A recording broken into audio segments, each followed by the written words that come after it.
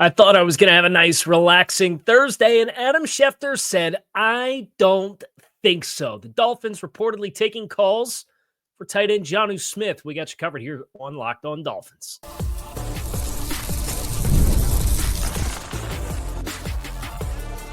You are Locked On Dolphins, your daily Miami Dolphins podcast, part of the Locked On Podcast Network, your team every day. All right, Miami, welcome to another episode of Locked On Dolphins. It is your team every day here on the Locked On Network. I'm your host, Kyle Krabs, lifelong Miami Dolphins fan, host of Locked On Dolphins, co-host of Locked On NFL Scouting, author of Touchdown Miami on Substack, and NFL staff writer for A to Z Sports. And I feel like Leslie Schaefer from Eastbound and Down. I can feel the tension in the air with the Miami Dolphins and their personnel decision-making as the rubber is getting ready to meet the road. And it's seen for the first day of OTAs, Jonnu Smith was not amongst those in attendance. And if you follow these guys on Instagram, you saw Jonnu was out on the boat not that long ago with Tua. So you're wondering what's going on. You know he's in a contract year. Well, as it turns out, Adam Schefter dropped a developing news story about an hour ago. Quote, the Dolphins have had trade discussions with the Pittsburgh Steelers about their lone Pro Bowl selection last season, tight end Jonnu Smith, per league sources. Those talks came after Smith expressed an interest in reworking his deal that is scheduled to pay him $4.8 million this season. With Smith seeking a new contract, Miami has sought a trade partner. Last season, Smith set the franchise record for a tight end in receptions, receiving yards, and touchdowns. Smith's preference, sources say, is to stay in Miami under a reworked deal. Always something with this football team that gets you sitting up in your chair. I feel like Cosmo Kramer, like, ooh, right? Like, and for anybody who's wondering, no, this is not a wig. I get comments on the YouTube channel every day about the hair. It's styled a different way every day. And this is your thought I was done in front of the camera for the day hairstyle that we're rocking here and now. So I have a lot of thoughts, both good and bad. There's like good, bad, ugly. I get why you would. I get why you wouldn't, with the outlook of potentially moving on from Jonnu Smith. Effectively, what it would be is cashing out, right? That's what you would do as the Dolphins signing Jonnu Smith to a 2-year deal, sets all these big time numbers. There's a connection with Pittsburgh as their offensive coordinator is Arthur Smith, who's been with Jonnu all over the place. He's the number one Jonnu Smith fan in the world is Arthur Smith. Down that Pittsburgh tight end room is loaded. So it creates these really interesting simultaneous storylines that you try to process. But let's start with Jonnu Smith and how we got to this point. He was waived after playing in Atlanta most recently in 2023. He played his 4 years in Tennessee on his rookie contract, and he signed a big deal in New England. It was a flop in New England. And he was back with Arthur Smith in 2023 in Atlanta, and then moved on because Arthur Smith obviously leaves, and Raheem Morris is hired, and he signs early in Miami, gets 111 targets, which is 41 more than the next highest amount of targets he's ever had as an NFL player. He has 88 receptions. That's 38 more than the next highest he's had in a season as an NFL player. He has 884 receiving yards, which is 302 more than the next highest he's had in a single season. And he had 8 receiving touchdowns, which he's only gone over 3 receiving touchdowns one additional time in his NFL career. It was his last year in Tennessee, got 8 touchdowns. That's what got him the big deal in New England. So Jonnu turns 30 years old on August 22nd. He was the 100th overall pick in the 2017 NFL draft. This will be year 9 for Jonnu Smith, represented by Drew Rosenhaus. I mentioned that because Miami has a lot of business done with Drew Rosenhaus. The Dolphins have a lot of Rosenhaus clients. They usually play well in the sandbox together. So that's where, when you start hearing league sources, that's usually from the agent side of things. And that's kind of the question I'm asking myself of why now?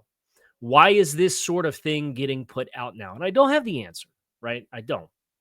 But as I react to the idea of Jonnu Smith, and I had heard his name kind of dangled out there in April with some people that I had been talking to that maybe there was some calls being placed about Jonnu Smith, and I kind of dismissed it at the time as, well, the Dolphins, they do their due diligence. They pick up the phone anytime anybody calls, but kind of generally presumed that Jonnu Smith, being such a central piece and a good fit and seemed to really vibe with the players on the team that you're projecting moving forward, I didn't think too much of it at the time. Well, now it's gone public with Adam Schefter here a couple of days before June 1st. So my mind starts going: does Pittsburgh have a corner that maybe they want to move? Does Pittsburgh have a tight end that can serve as the Y player if you're going to be a more 11 personnel focused team as compared to a 12 personnel focused team? Because that was the thing that John Embry, when he talked about Jonnu Smith last week, in addition to talking about just getting the yards that's available to him with the ball in his hands, and John Embry said he left about 185 yards out on the field. And I appreciated that messaging from Embry at the time, because Jonnu was the one like definitive success story for the Dolphins last year offensively. The individual player that you bet on that had a big time successful season was Jonnu Smith. The other thing that he mentioned was being a more consistent blocker to help in the run game. And that's really never been Jonnu's thing. So as I sit here and I start to take the inventory, which is what we're going to get into next, of why you would or why you should or why you shouldn't or why you could move Jonnu Smith and entertain this idea, one of the things that sits on the why you should side of the fence is the Dolphins have to get the running game back on track. And for as good as Jonnu Smith was, and they used Jonnu Smith and they used all these pass catchers as a pseudo extension of the run game, Jonnu Smith's strength is never going to align with getting the run game back on track. And when you go 12 personnel and you go heavy, that's a role for Jonnu that it has been part of the blockade and why he hasn't necessarily taken a great deal of snaps unless it's with Arthur Smith, right? Like he didn't crack 526 snaps in 2 years in New England. And, he was 652 in Atlanta with Arthur then. And his last 2 seasons in Tennessee was over 700. He was 626 this year at 55% rate. And you saw there's give and take with certain opportunities with Jonnu. And that's part of the conversation about where does he win versus where do you need to make concessions or have a different player to play the role. I don't think this is de facto Dolphins tanking or anything like that, but we're going to work through, from my personal inventory right now, kind of the why you would's and why you wouldn'ts of potentially moving Jonnu Smith next here on Locked On Dolphins. Stick with us. The NBA playoffs are in full swing, and every night delivers highlight-worthy performances, major momentum shifts, and can't-miss moments. Whether it's a game-winning shot or a breakout player, there's never been a better time to get in on all of the action than right now. FanDuel makes it easy to stay in the game, too. Before tip-off and live with player props, performance trends, same-game parlays, fans have more ways than ever before to play smart and win big. And if you like free money, if your first $5 bet hits over at FanDuel, you get $200 in bonus bets too. So if you're new to FanDuel, it's the perfect time for you to sign up. Head to FanDuel.com, place your first $5 bet, and if it wins, you will get $200 in bonus bets. Make every moment more with FanDuel, official sports betting partner of the NBA. I would like to start first and foremost with this as I continue to check my timeline to make sure nothing's happening while I'm recording this show. Jonnu Smith, I love stories like this because Jonnu has done it the right way. He's had to fight to find the right opportunities, and I can't think of somebody that was more deserving of the accolades and the recognition that he got last year than Jonnu Smith. And in a perfect world, you keep all your players, right? But in an imperfect world, you zoom out and you look at a lot more than just, is he a good player? Do I like the player? Do I want to continue to see the player have success in Miami? That's not the full picture in the conversation. But let's start with why you shouldn't move Jonnu Smith. To double down on, here's the reasons why I like Jonnu Smith. Here's why I think you should keep Jonnu Smith. Jonnu Smith is a player who wants to be here. It was a part of the Schefter blurb. Smith's preference, per sources, is to stay in Miami under a reworked deal. So he signed a 2-year deal. He had the success that he had. He really hit it off with a number of the players on the team. He's invested, and he's a success story. That, to me, is a really good foundation of the kind of player who, if you can find the right dollar amount, you could find the right price point, it's the kind of player that makes all the sense in the world because you have proof of concept. It's not like going out into free agency and spending $15 million a year on Jalen Moore, $20 million a year on Jawan Taylor, just to use two examples from Kansas City with their offensive line effort, right? And that's not to throw any dirt on Kansas City, but those are big risks to take for guys that you've never seen play for your football team. You saw Jonnu Smith. He rewrote the tight end record book for you last year. Now, some of the asterisk there is at the right price. This is the kind of player that you want to pay and you want to continue to reward for how he invested into the group last year and what he did for you. Tight end salaries are on the up. And not only are they on the up, they've been the top cap, the ceiling for tight end salaries has been reset twice this year already with Trey McBride in Arizona and George Kittle in San Francisco. That's not to say that Jonnu Smith's knocking on the door of $18, $19 million per season or anything like that. But when you look at some of the tight end salaries that have gotten paid at the tight end position just this past year alone, it is enough that you start looking at dollars. And Jonnu was on an average of 4.2 per season on the contract that he signed, and he just made the Pro Bowl. I know the Pro Bowl is not the be-all, end-all. But when, let's see, who do we want to invoke here? Evan Ingram signs for $11.5 million per season in age 30 season this year in Denver. When Juwan Johnson in his age 28 season signs for 10.25 with the New Orleans Saints. And let's be honest about Juwan Johnson. At least Evan Ingram had like 117 receptions or what it was 2 years ago. Juwan Johnson's never touched any of the numbers that Jonnu Smith just posted. Juwan Johnson's career receptions per season is 4, 13, 42, 37, 50. His receiving yards is 39, 159, 508, 368, and 548. And his receiving touchdowns is 0, 4, 7, 4, and 3. And he just got $10.25 million per season going into his age 29 season. So this is somebody in the same age bracket who has not produced anywhere close to what Jonnu Smith has multiple years that outproduces the best year that Juwan Johnson's put on display. So if I'm Jonnu Smith and I'm sitting here and I'm looking at Juwan Johnson getting 10.25, if I'm looking at Evan Ingram getting 11.5, if I'm looking at Noah Fant last year getting 10.5 per on a 2-year deal, if I'm looking at Mike Gesicki got 8.5, if I'm looking at Dalton Schultz with the Texans got 12 per, and Dalton Schultz, I mean, a little bit of a different stylistic player. At least Juwan Johnson's a flex type player, but I mean, Dalton Schultz never had 80-something catches in a season. He had 808 yards as a career high. He's caught more than 5 touchdowns once in his career, and he's going into his age 29 season this year. It's like, for Jonnu, if it doesn't happen now, it might not ever happen.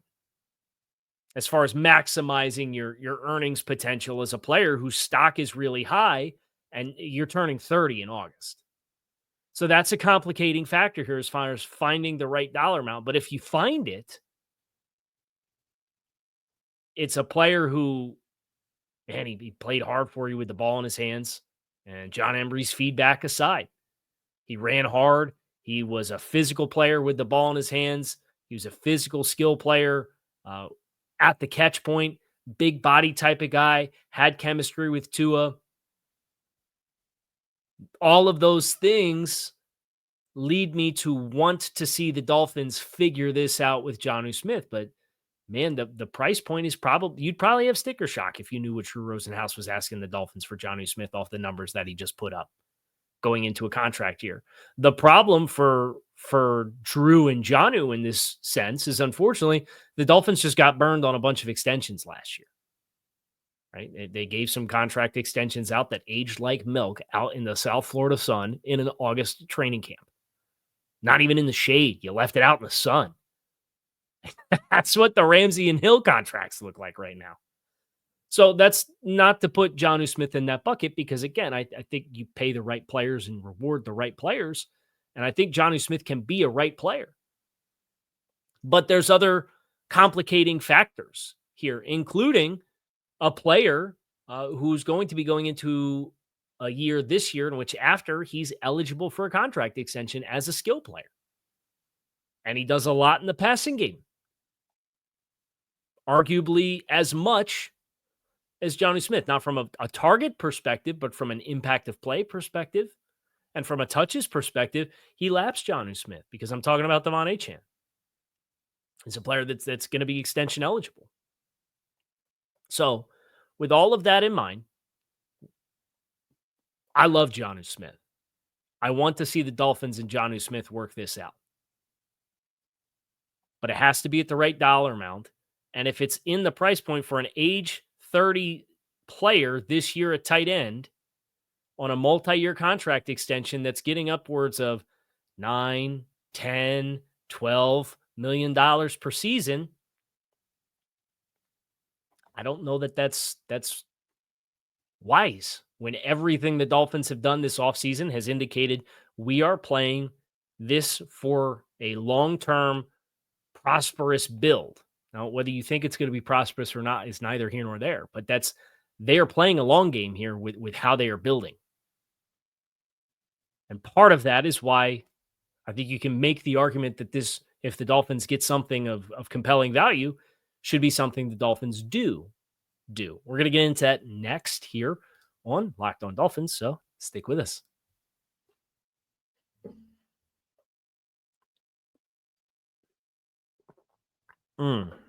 Oh boy.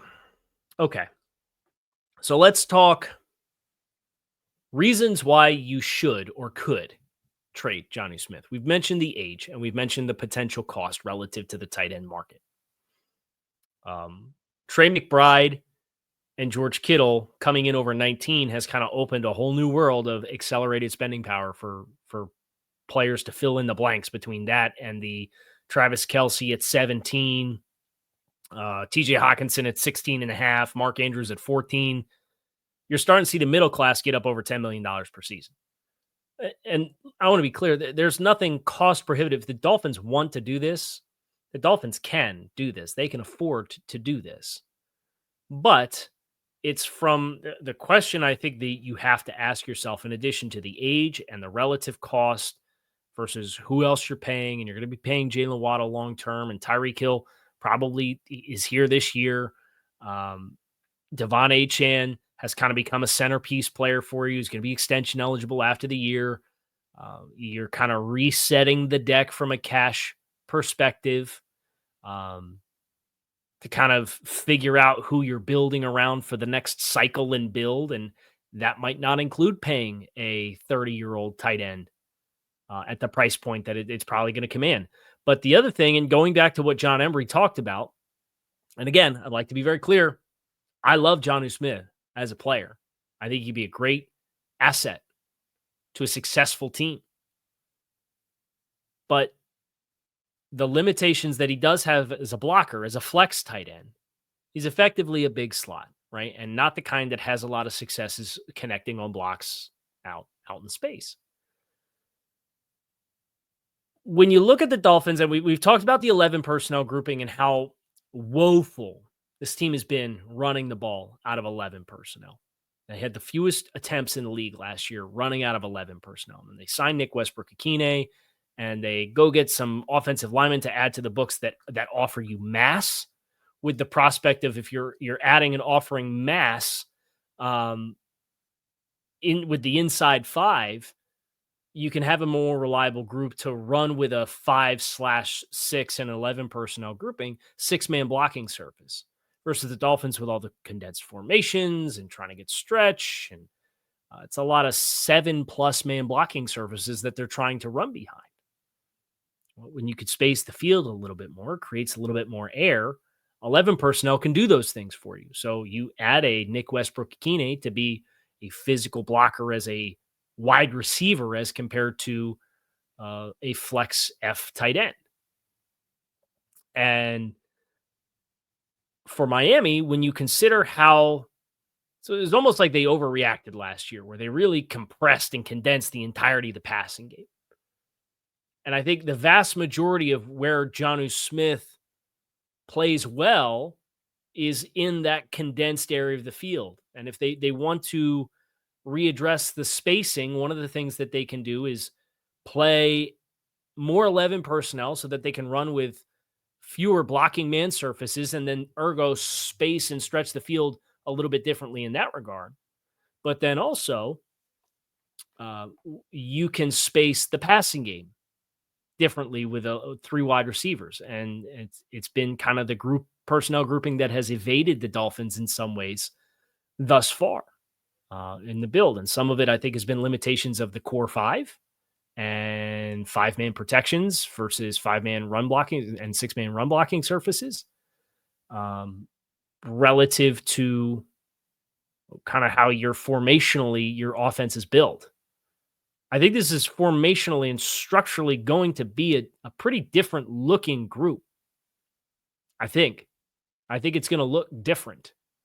And because of that, with the age and the perceived cost, if you can cash out, projecting some of the other personnel moves and how that might mean your offense is structurally different, some of the same luxuries that the scheme afforded Jonnu Smith this year might not be as readily available for him to continue to be as impactful of a player, which then in turn, with what he's asking for, might not be in line. I don't have that answer definitively, but as you're trying to read between the lines, that's a place where my mind comes to. And I wonder and ask questions, and you won't know until the season starts. You won't. But it's definitely in the forefront of my mind, in addition to, are you going to pay Jonnu Smith and put over investing in your skill players and risk paying Devon Achane a contract extension when he's a younger player who can give you value in the passing game as well, and is a more central player for how often he touches the ball, versus a player with and again, it's father times undefeated, shorter shelf life for probably similar dollar amounts. The other question I have is, if you're talking to Pittsburgh, what does Pittsburgh have to send back? Or what other conversations are you having with other teams? Is there a Jalen Ramsey team that's involved that maybe has a tight end? Is there Pittsburgh with a cornerback that might be interested? Michael Mayer was on the block. Are you having talks with the Raiders about Michael Mayer? Right? Like, all these kinds of questions. Is this move in isolation, man, you really get the Joe Philbin, right? You get all kinds of queasy. It's not a good feeling. And I'm not saying that Pittsburgh does have a corner, where they do have Darius Slay and Joey Porter as kind of their marquee players, and they brought in Brandon Eagles, and Corey Trice is a late round draft pick from 23, and Beanie Bishop was a hit for them as a young player. Unless they're going to sell on Corey Trice, and Corey Trice doesn't give you any more definitive proof of concept as an answered player at corner than what you already have at corner, if you're the Dolphins. But what if Darnell Washington's in play, right? Darnell Washington's not been a player that's gotten a lot of traction with the Steelers. And that was, man, you go back to 2020, was that 23? That dude was my man crush of all man crushes for Miami, and what he could do as a wide tight end. You want to get the wide tight end room better. You want to change what your 6-man blocking surfaces look like, and how that means you could space the rest of the field. Put this tank in there. And Darnell's coming into year 3 of his rookie contract. From a production standpoint, he's played about 580 snaps in his first 2 seasons. Not a lot of receiving profile. But if you're the Dolphins and you want to get better and you want to be better in 11 and you want to change what you're structurally looking like and how you can run the ball, bringing in a Darnell Washington if he's available, because they're bringing in Jonnu Smith to go with, they're paying Pat Freiermuth. They have a number of other like pretty respectable players in that tight end room when you consider Donald Parham and what they have Connor Hayward as a hybrid type player. There's that's a stuffed room. Somebody's probably going to be on the outs. Is that a player that you could get back and part of that conversation? And if it's Darnell Washington with 2 years of cost control with a dramatically different skill set and what that means for the structure of the rest of your offense, I'd pick up the phone. I'd listen if I was Chris. I'd be interested if I was Mike. I don't have, and again, this is all just kind of speculative based off of how you would build an argument on why this could be a good idea. So you guys can chew on that for now. That's going to do it for us on this episode of Locked On Dolphins. It is your team every day, sometimes twice a day if the climate's right. And today just happened to be one of those days. Kyle Krabs, keep it locked in right here, Locked On Dolphins. I'll talk to y'all again soon. Go Fins.